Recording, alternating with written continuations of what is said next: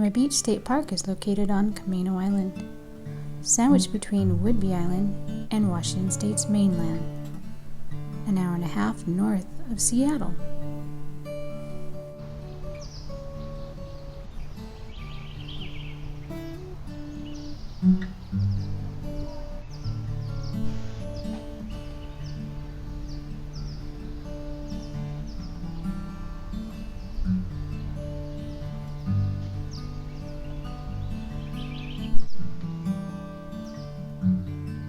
My name is Montana Napier and I work as the interpretive specialist at Cama Beach State Park. Hi, I'm Pam Fredrickson, one of the many volunteers here at Cama Beach State Park. I'm Peg Hayes-Tipton and I'm a senior park aide at Cama Beach.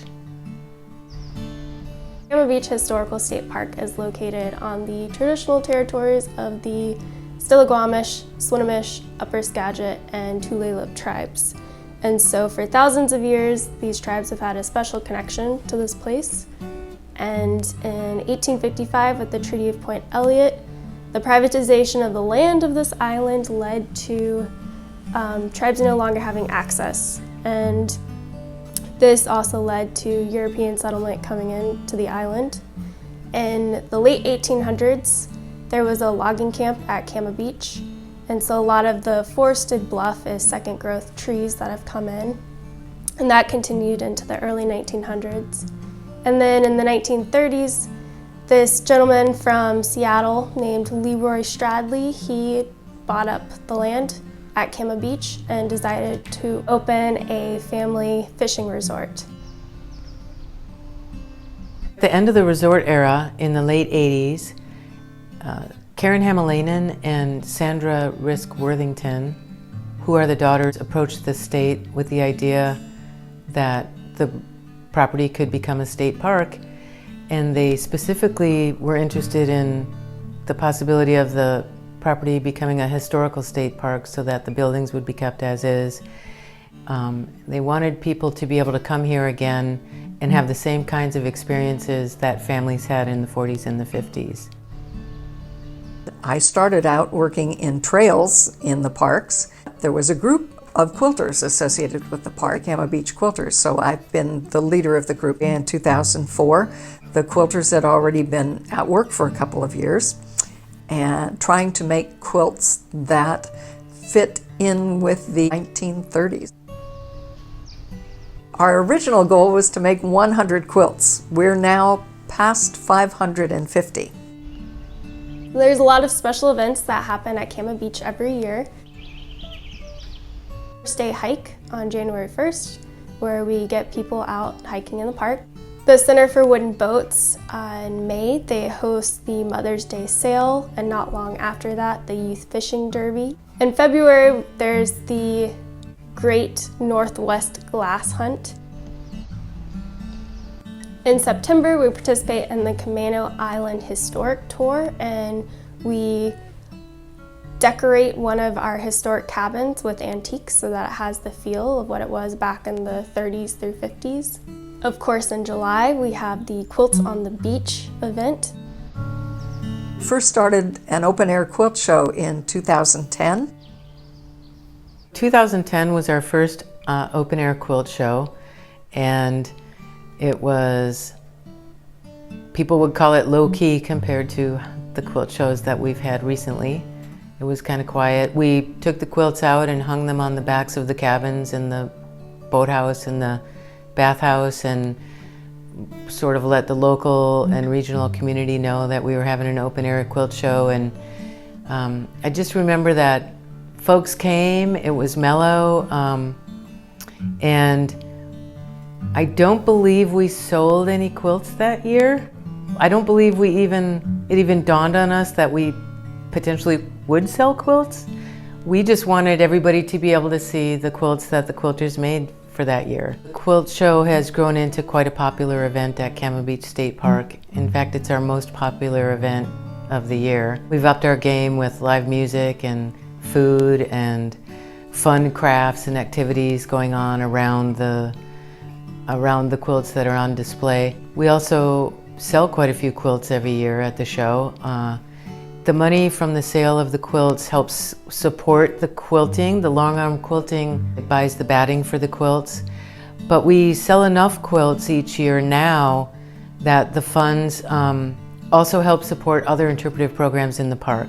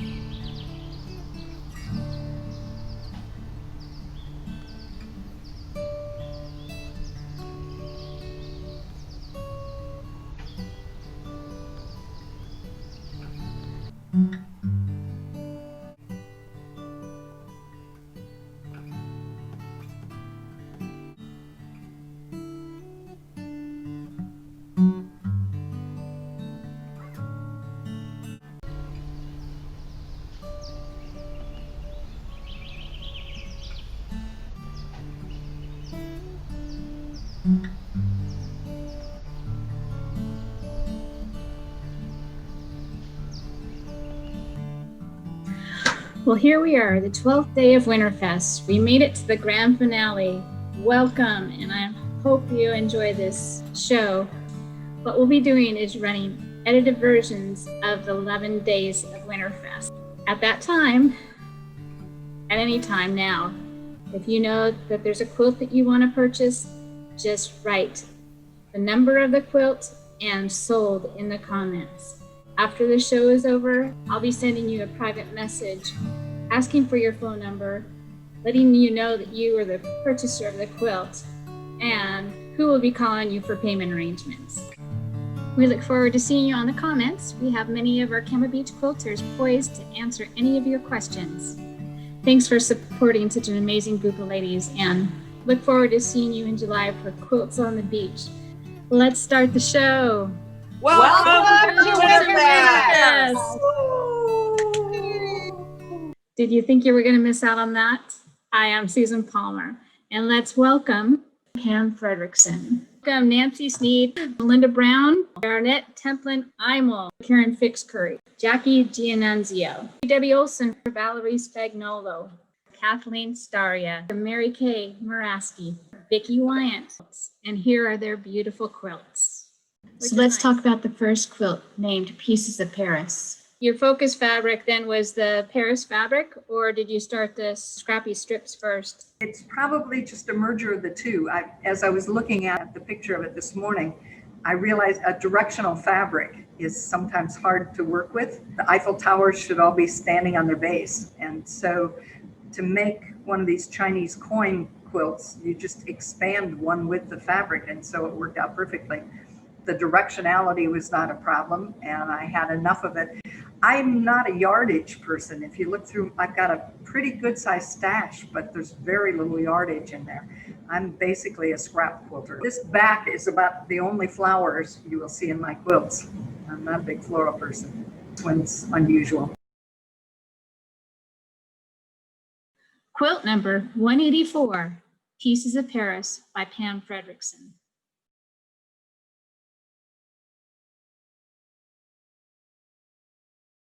All right, so now we're looking at scrap basket. It's like you took the leftovers from Paris and put it into scrap basket. I've got the never-ending scrap basket. The more quilts I make, the fuller it is. I love my scraps and I love having a great variety to work from. I get bored easily. I need lots of color and lots of variety. This one, and the name, the basket, was that I had some basket weave fabric that I used along with the Chinese coins. It's basically the same pattern as the Pieces of Paris was, but by using a strip and two borders and making it into a square, you can make it look like a basket weave. So it looks a lot more complex than it is. It's a very simple block. But this is an example on the back where 2 widths of fabric were not quite enough, and I had some leftover blocks and just put them down the center of the back. Quilt number 388, Scrap Basket by Pam Fredrickson.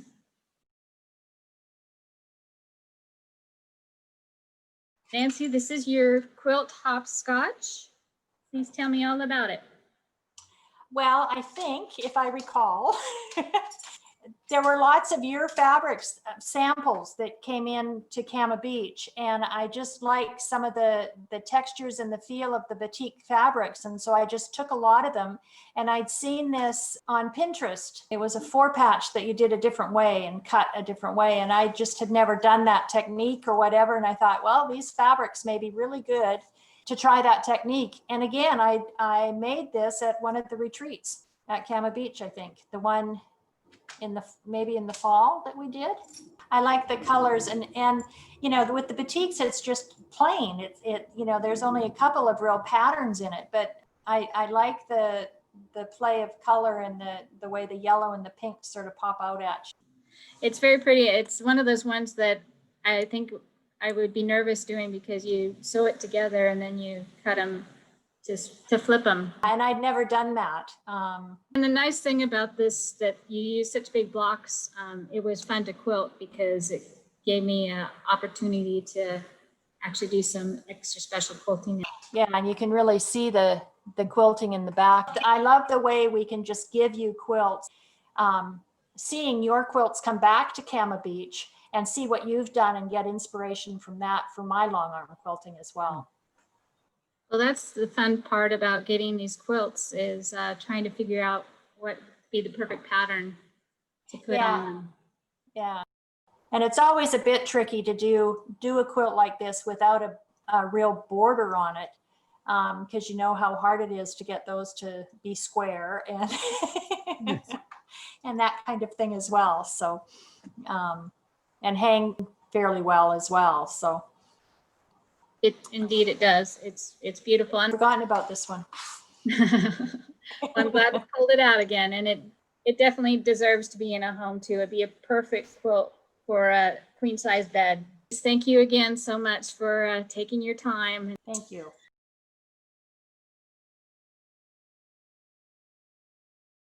Quilt number 401, Hopscotch by Nancy Sneed.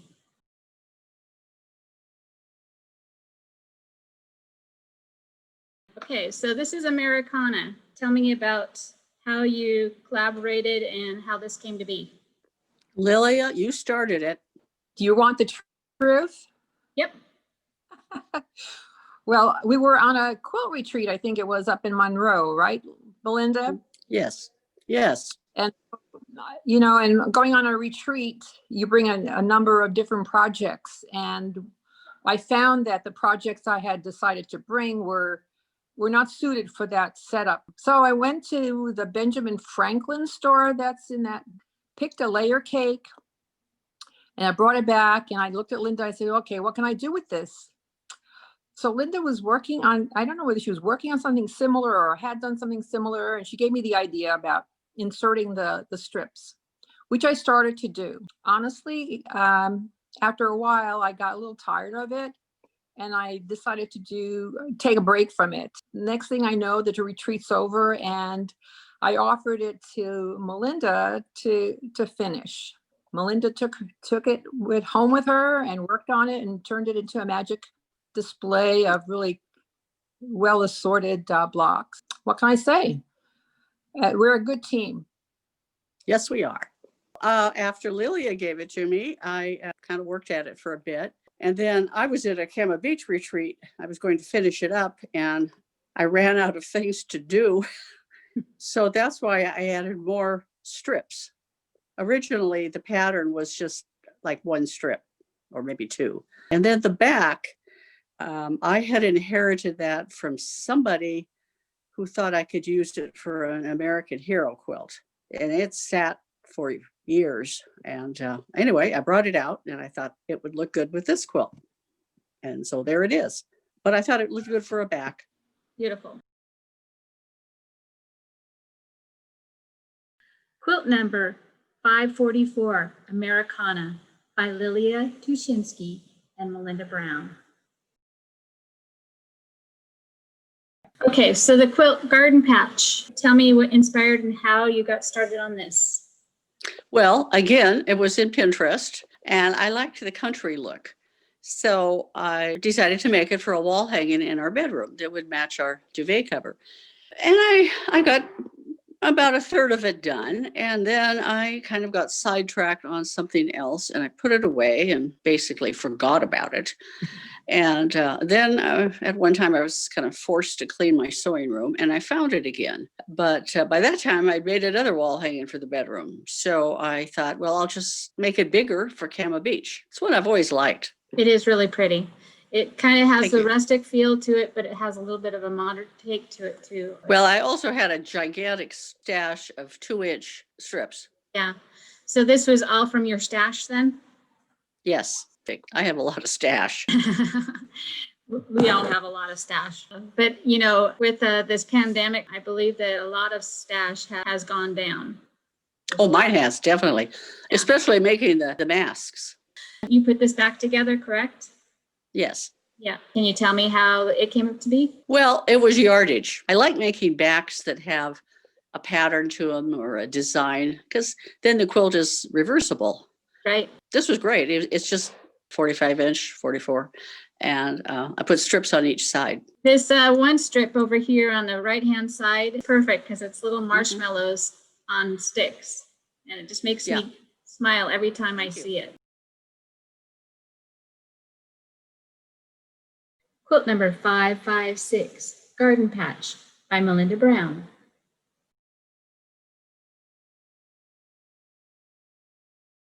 Tell me about Under the Sand. How did you decide to create this beautiful quilt?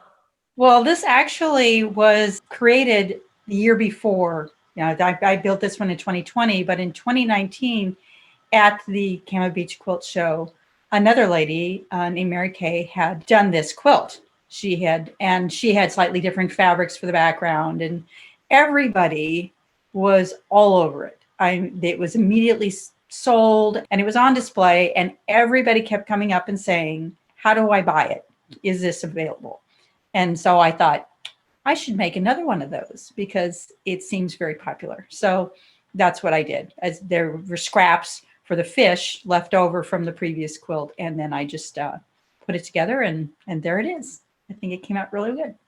Really beautiful. And then backside is almost as fun. How did you decide to make this back like this? That actually started with a strip across the top, which is seagulls flying through clouds. And I had all of these different blues that were, you know, available for border edges and stuff. And I thought it would look like the sky, and then the shallow part of the water, and then the deeper part of the water, and then the very deepest part of the sand where no light gets through. That's a very deep blue. So that's supposed to kind of represent the water in the sound. Very cool. And I was lucky enough to quilt it, and I believe that I was able to put Cama Beach up the top. So That's awesome. I think this is such a sweet quilt. It'd be a great quilt for a little boy on his bed. So, or yeah. make a nice wall hanging too, I think. There you go. You can see up close to the fish, they all have eyes. I did French knot eyes on all these little fish. Very sweet. Quilt number 557, Under the Sound by Karen Fitzcurry.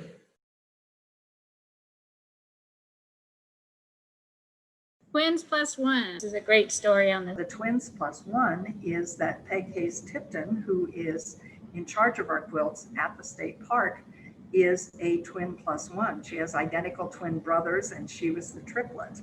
They are Peg, Peter, and Paul. So giving the quilt that name was kind of a nod to them. This one was made with batik. I saw on a Pinterest quilt, and I thought, oh, I've made that block before, and I like that. And either the quilt design or the size of the piece of batik led me to make two of each color. It might be one of those blocks that goes in one direction and then you've got enough left over to do a second one. Anyway, somehow to do this, because it comes out to what, 35 blocks, 5x7? Yep. I needed an extra one, and I had extra of one of the fabrics. Then I thought, oh, this was kind of like a jigsaw puzzle. I could make it into a puzzler. The idea is, can you find the one of which there are three? How did you decide to put this back together? I must have just come across that piece of fabric in the middle. The borders match the front. This is one of my favorite quilts. I like this one very much. That's quilt number 518, Twins plus one by Pam Fredrickson.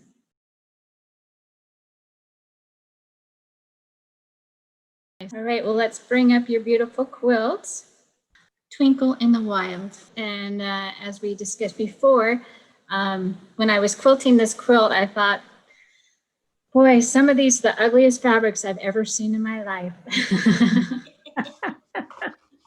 And I agree. I felt the same when I was cutting it up. Nancy and I were sort of wanting to use up the fabrics that we had down at Cama Beach that have been in the bins and have been around for a while. And we wanted to set ourselves a challenge to make a beautiful quilt out of a lot of odd scraps. So we went to a quilt store in Leavenworth with the idea that we wanted to make a quilt together. And they had this quilt made in a couple of different ways. And we thought, now this would be a good quilt to use those fabrics on. And so that's what sort of started it all. The quilts hanging in the fabric store in Leavenworth were really inspiring. And we could see right away then that this would be something we could use with all sorts of different weird fabrics, that it would really work. And we did it. And what was the construction process like for you? Well, we collaborated. We went through the bins and pulled out fabric, and then Garnet cut the bigger squares or cut bigger pieces. And then I went through and cut more exactly what the pattern called for, and cut the little yellow squares in the middle and the star points. And we did all that over several Cama Beach meetings. And then Cama Beach had a retreat in February, right before COVID.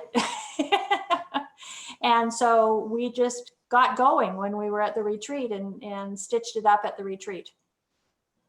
Beautiful. It was really fun to do that. And we had so much fun collaborating on how it should go together. I mean, when you get all these crazy blocks, you have to put them up on the wall and sort of see how they go together. And I thought that was a lot of fun to figure that all out. Other Cama Beach members there that were saying, no, you should put this one over here, this one there. And taking pictures with monocolor and trying to see the different way the stars were playing together and stuff. So I think for me, this is really a traditional quilt because it's made from scraps from the things that we had at Cama Beach, and quilts are oftentimes made from the things that we have and we want to use. And so that's what's wonderful about this quilt. We used up all of these crazy things, and that makes it a really traditional quilt. Indeed, and it's beautiful. The crazy fabrics make the quilt, and it's a special quilt that definitely deserves to be in somebody's house. Let's take a look at the back. This was really Nancy we used everything and she put this together.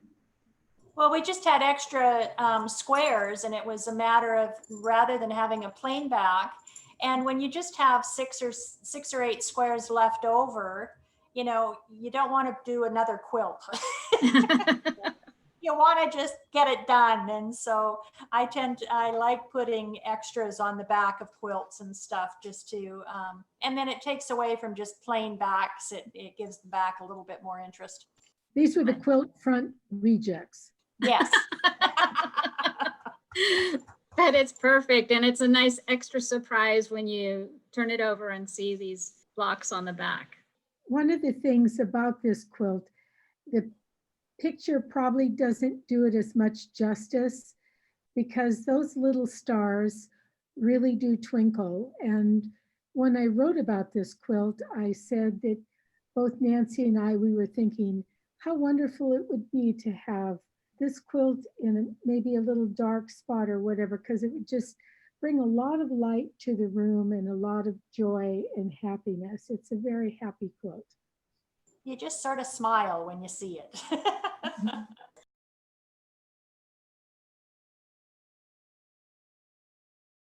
Quilt number 548, Twinkle in the Wild, by Garnett Temple Lyman and Nancy Sneed.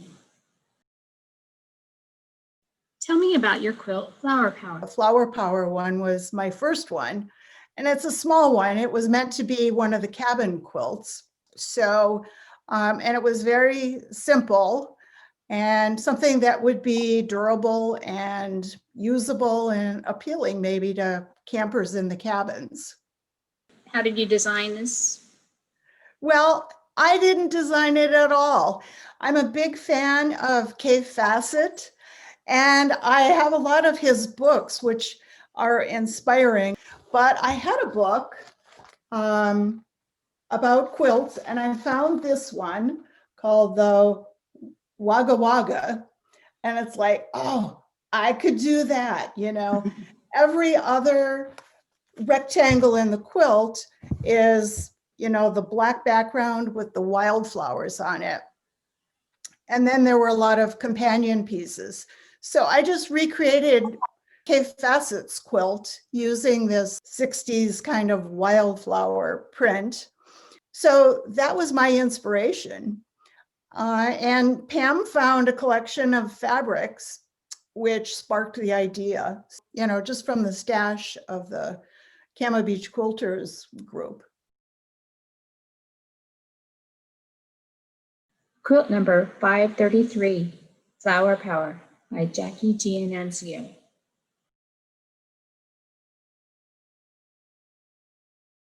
Let's look at your quilt. I really like this Bowl Me Over. I think I had a book, I think it was called Spectacular Quilts or something, and I just love the different kind of lattice look, you know, but kind of wonky lattice. Yeah, this totally looks like a really difficult quilt to make. How did you construct this one? There's two major blocks. One went over and one went under. When you look at it, it looks like that, but it's one block.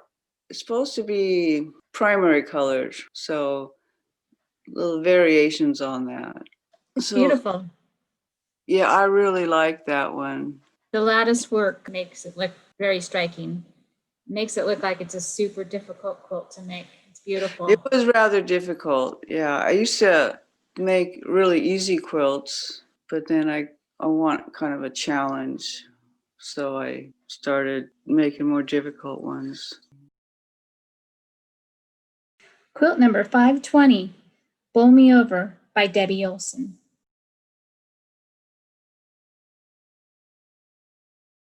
I brought up Courthouse Cobbles. Mm-hmm. It's one of my favorite quilts that you've done this year. I love this one. Really? Yeah. It's a variant on a log cabin / courthouse block. And didn't we discuss this, that I came up with the name Cobbles because maybe of the way I set it, and it kind of looked like tiles or something. And I do like the asymmetry. If there's a design that can use asymmetry. And you hadn't looked at the title of it, but you quilted it with stones. And so it worked out perfectly. Sometimes I think you take a cue from the title of the quilt. I try to. I try to read all about it first, but I don't know, just something about this just spoke to me that it should be stonework. I think it just played, the roundness of the stones played with the verticals of the pieces. See the back of this one. I think it's just a nice yellowish, goldish black back, which is really pretty. Something we haven't talked about that dates back to my quilting history to 1998. When I made an African design quilt, I found a stripe that went with it and I put on a stripe binding. And I just really like that effect. Possibly use a stripe, probably have the world's largest collection of stripes. And sometimes I am amazed. So we've kind of adopted that at Cama Beach. A lot of these will have striped bindings.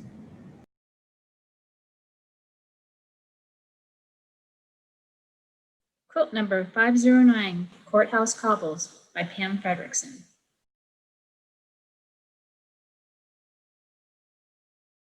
Confetti Clover. And this is one that I first made as a child's version, a smaller version of it. This is a nickel quilt, Pat Speth inspiration. It's in, I think, her first book. And I was working with scraps from Days for Girls, which is an organization that makes feminine hygiene products and does education in over 150 countries in the world. We do die cutting, and the scraps are beautiful fabrics, but the biggest piece that you can make is 2.5 by 4.5, which is perfect for many of the quilts in the Nickel Quilts book. And this Confetti Clover, they're nice. We use nice, bright, colorful prints. And I liked that small quilt so well that I thought, and I've got tons of those scraps. So I made a full-size version for Cama Beach, and that's Confetti Clover. I think the pattern must have been called Clover of some sort. This back. Beautiful graphic. It's a calendar, and each month there are the names of farm produce that you should be buying in that month. And I think it was printed to be dish towels. This quilt just happened to fit the whole calendar when trimmed up, and you got it nicely centered on the back.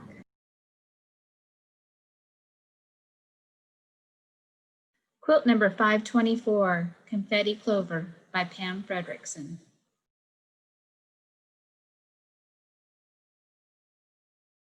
Gone Fishing. Gone Fishing, yeah. I'm not quite sure why it has that name, but that's the name that the Cama Beach Quilters gave it. Maybe they think it's fish in the water. I saw the birds flying over water. Yes. So that's why I quilted it like I did. I had made a previous quilt for this. I was visiting my sister-in-law, and she is an Alabama fan. And she saw this quilt that had Alabama colors. And so we had to buy we bought the pattern, we bought all the material that was in the quilt and everything. So I made it once before. And with Cama Beach, sometimes we get pieces of material that are smaller. And so I was trying to think of what I could make, because if you look at the pieces, they came as a group of fabrics.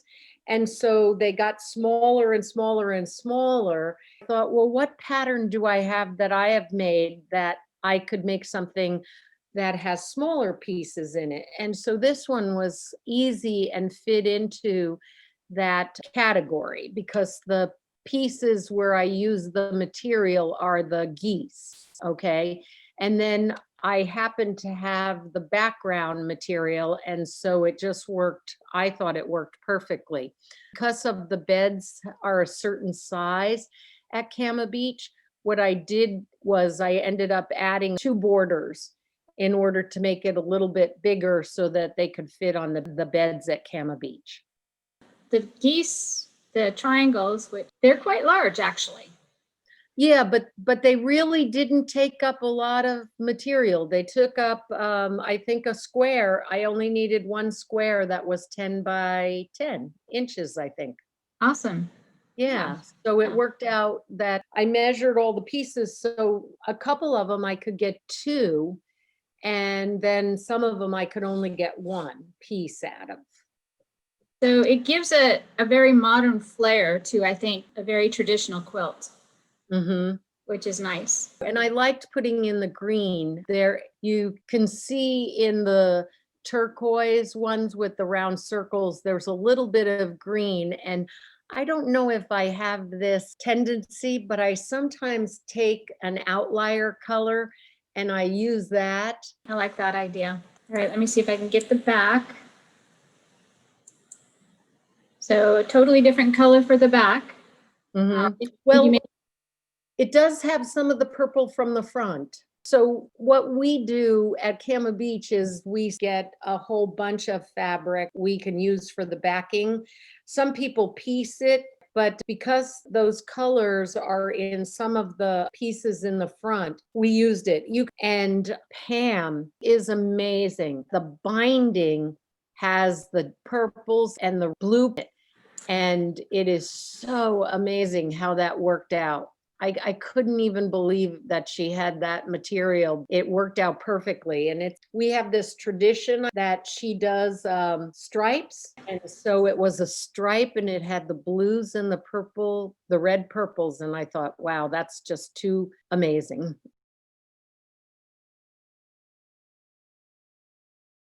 Quilt number 527, Gone Fishing by Valerie Spagnolo. So let's go to your next quilt. And this one is called Red Rose. Mm-hmm. Well, this one fits a little bit more, I think, the title of it, because of the red in it. I belonged to CIQ a while back, Cama Beach Quilters. I like that group because it's smaller and I tend to thrive a little bit better in smaller settings. When I did belong to CIQ, we used to have an exchange where we used to exchange 2.5 strips of fabric. I saw this quilt in the book. I thought, oh my gosh, I've always wanted to make a red, white, and black quilt. And I had all these strips from CIQ and I saw this pattern. So I thought, oh my gosh, I'm going to make it.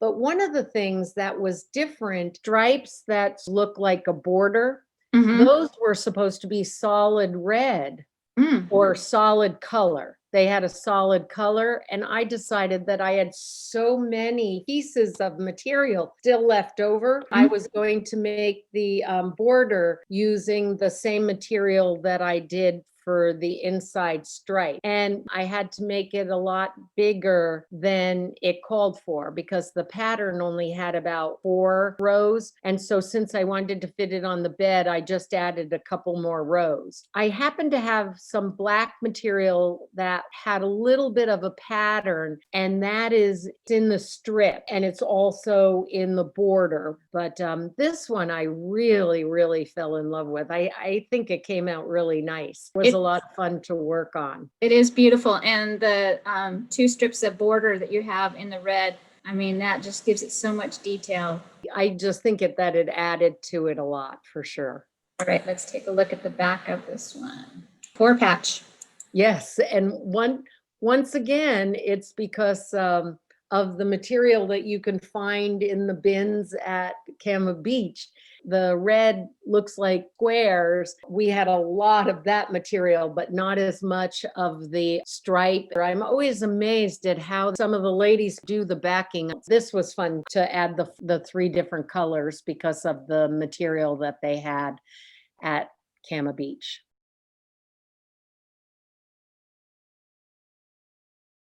Quilt number 529, Red Rose by Valerie Spagnolo. And this is one of my favorite quilts, Autumn Blessings. Can you tell me how you created this quilt?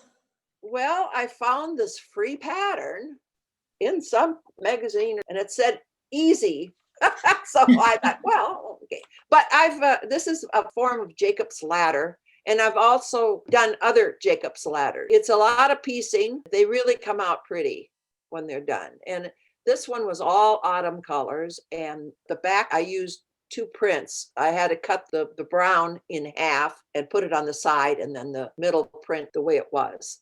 But it turned out really nice. Back almost as good as the front. Yeah, I think they call this cheater fabric. I like to call it convenience cloth. Quilt number 542, Autumn Blessings by Kathleen Staria.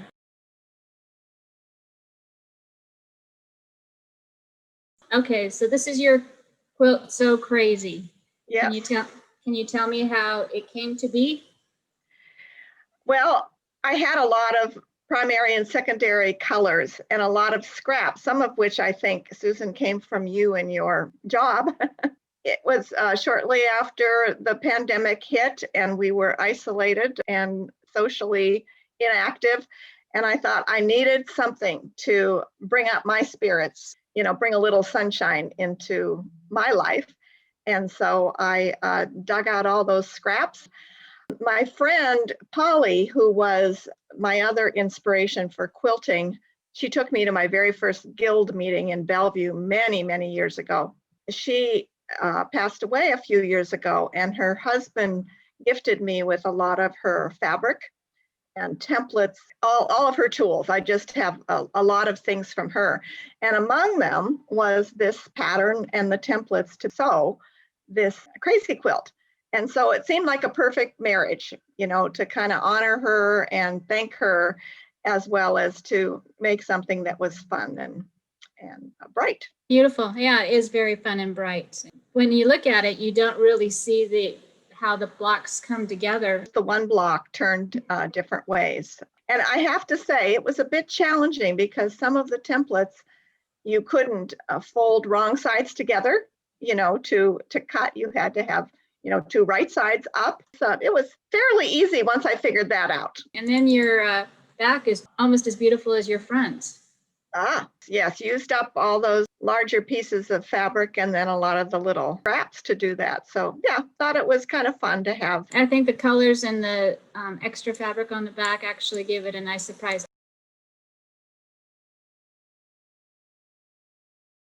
Quilt number 534, So Crazy by Mary Kay Moraski.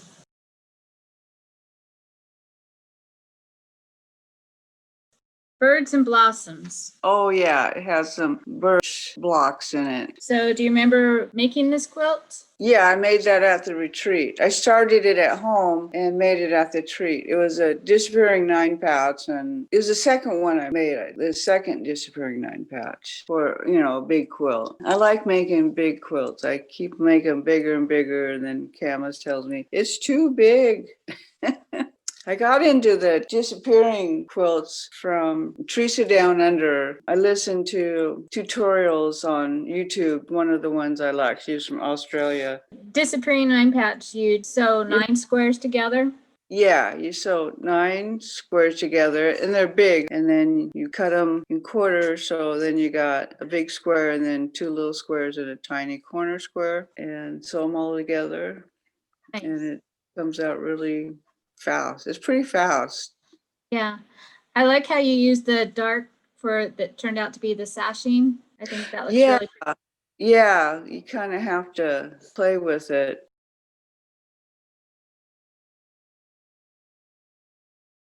Quilt number 513, Birds and Blossoms by Debbie Olson.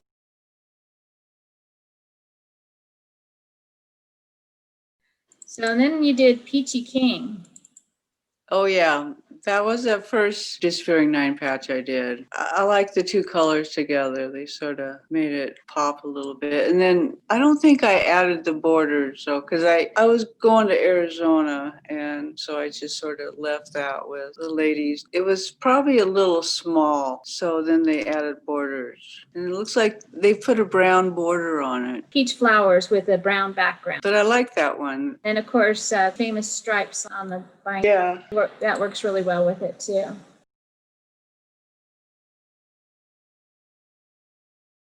Quilt number 519, Peachy Keen by Debbie Olson. Bric-a-brac 1. Bric-a-brac 1 used to be part of bric-a-brac. At the time I made this top, it was quite large. We got a message from Cama Beach that they were in need of twin size quilts. Well, this one was pretty easy because it had a seam coming straight down that I could just take and pull the two parts apart. So this became Bric-a-brac 1. Added some borders and got it to the right size. The fabric for this one came from Cama for the most part. The 2.5-inch strips that you see around the side and the small blocks, those batiks were part of a jelly roll. So I took that and then I supplemented it with some of my own fabric and more fabric from Cama to create this design. Some of these were from another Cama Beach quilter, Adeline Gildo. She saw the colors I was using and she came up with some wonderful pieces for me to include. So this is the back for Bric-a-brac 1, and it was just fabric that I found at Cama, and I liked that combination, and there were big enough pieces that it was going to work, so that's what I put on the back.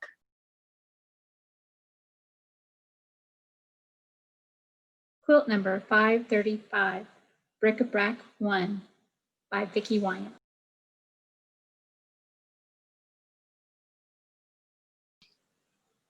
All right, so this must be the other half of the twin. Bric-a-brac 2, same thing, the other half, and found some borders. And I really like this, and I tend to not go towards the blues. And you know how you look in your stash and the colors that I have green everywhere, but I'm sort of weak on the blues. But I really like this. It really pulled me into blue, and I'm doing a lot more with blue since I started working with this one. Bric-a-brac 2's back totally different.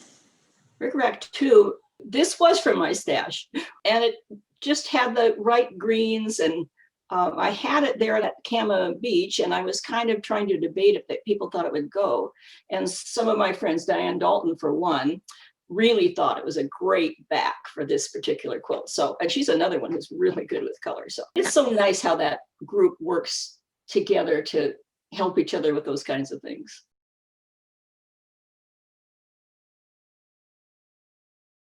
Quilt number 539, Bric-a-brac 2 by Vicki Wyatt.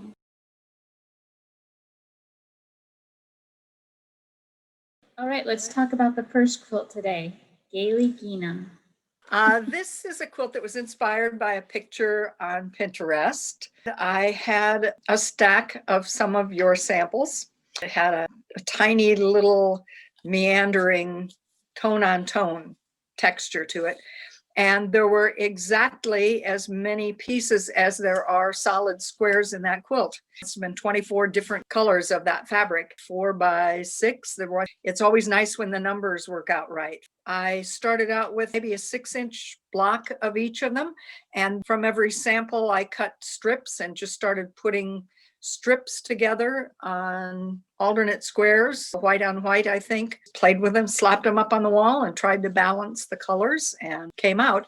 Then I was trying to figure out what to do for a border, and I auditioned fabric that I would be a good border for the quilt. It was a little too small. So that's Gaily Gingham. The stripe that you have for the binding couldn't be any more perfect. And I think that's the one that I found from Turkey, a really wild mishmash of curvy stripes. That's been a nice edging for several quilts. And it looks like up at the top, I have Cama Beach in the border. It's always fun when you do that. Good souvenir of Cama Beach. And then in the back.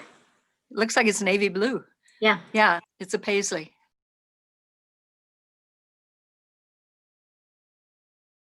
Quilt number 562, Gaily Gingham by Pam Fredrickson.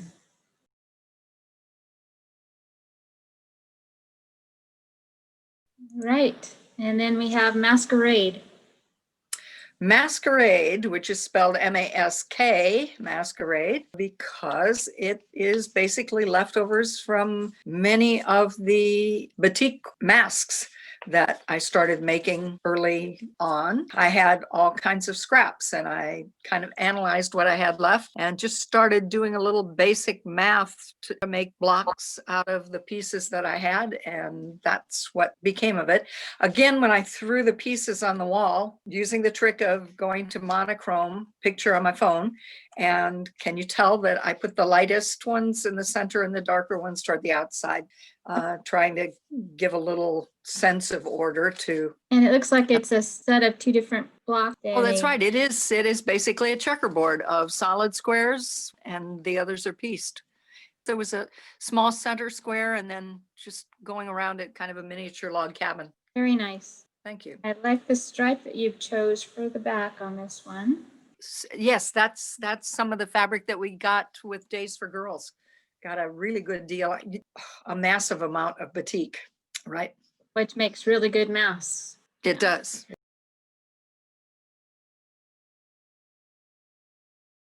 Quilt number 550, Maskerade by Pam Fredrickson.